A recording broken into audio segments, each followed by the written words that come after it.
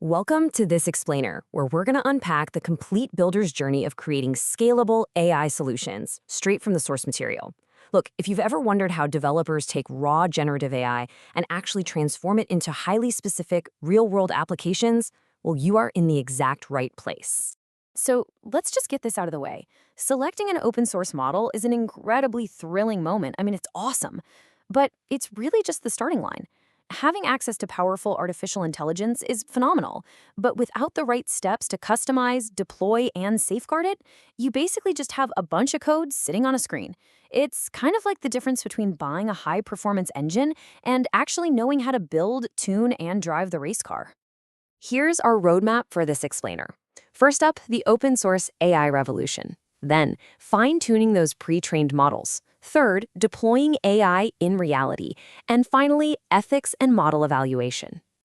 All right, let's jump right into Section 1, the open source AI revolution. We have essentially cracked open the treasure chest here.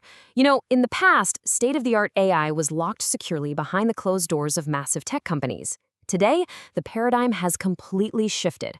By definition, these open-source generative models put the core technology directly into the hands of the community.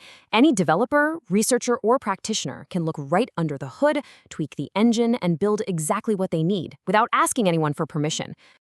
And right out of the box, we have this brilliantly diverse toolkit of pre-trained weights. Depending on what you're trying to build, you have specialized architectures just waiting for you. Need to synthesize incredibly detailed images from scratch? Stable Diffusion is your starting point. Want highly nuanced, human-like text generation? Go pull down LLaMA. Or if you need efficient natural language processing that can actually run on much lighter hardware without sacrificing power, Mistral is your absolute go-to. But as you can probably guess, it's a constant balancing act. On one hand, the transparency, the cost efficiency, and the community-driven improvements are totally game-changing. The community is just relentlessly pushing updates. But that cost efficiency narrative can be a bit deceptive. Why? Because you still have to navigate the extremely heavy lifting on the hardware side. Running these models demands serious compute power, deep technical expertise, and a stark awareness that open access fundamentally means bad actors have access to the exact same tools. Which brings up a massive challenge. A base model knows a little bit about absolutely everything. But how do we take that broad, general knowledge and force the model to become an absolute expert in your specific industry? And that brings us perfectly to Section 2, fine-tuning pre-trained models. Think of a pre-trained base model kind of like a recent college grad, right? They possess a massive amount of general knowledge, but absolutely no practical real-world experience. Fine-tuning is basically the rigorous on-the-job training. By adapting the model using your highly specific, domain-specific data, you are literally turning that generalist into an expert medical diagnostician, a targeted business analyst, or a specialized customer service rep who actually understands your deeply technical product lines. To pull off this specialization, builders are using frameworks like Hugging Face transformers, and they generally choose between a few techniques. There's full fine-tuning, which updates every single weight in the entire model. Works beautifully, but it burns through a staggering amount of compute. And that is exactly why parameter-efficient tuning, specifically LoRa, is dominating the conversation right now.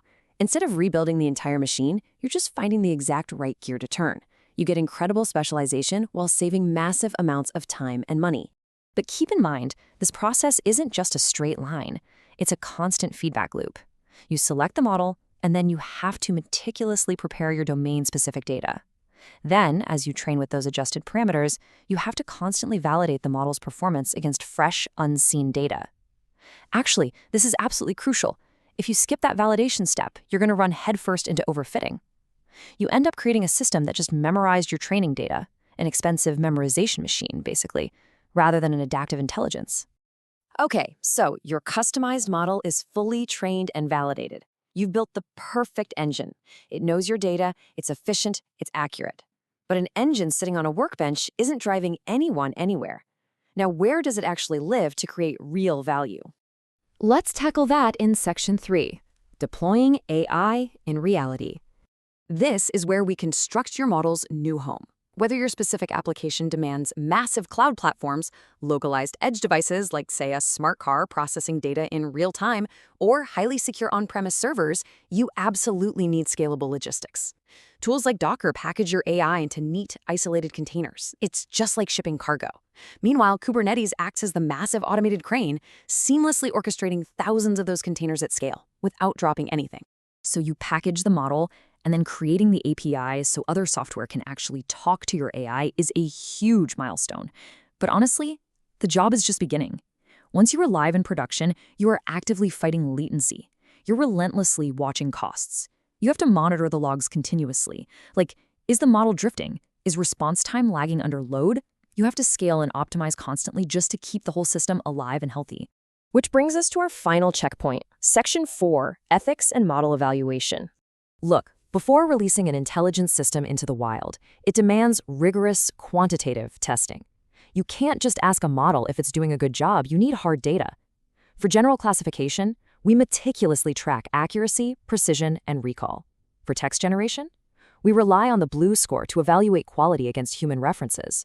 And for image synthesis, we calculate the FID score to objectively measure the statistical distance between the real training images and the fake ones your model just hallucinated.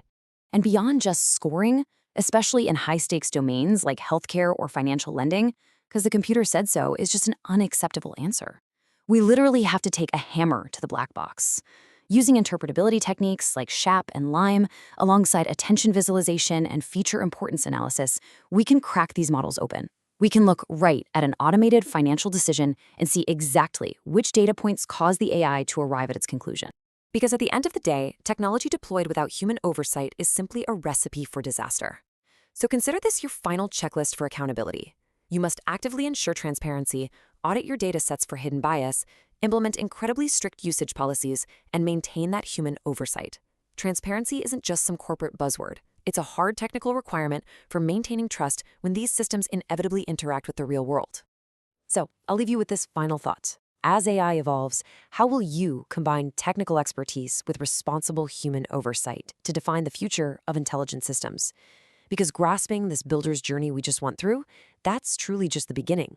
The open source revolution has handed us unprecedented power, but the real challenge remains up to us. How will you choose to guide the future of these systems? Thanks for joining me on this explainer, and keep building.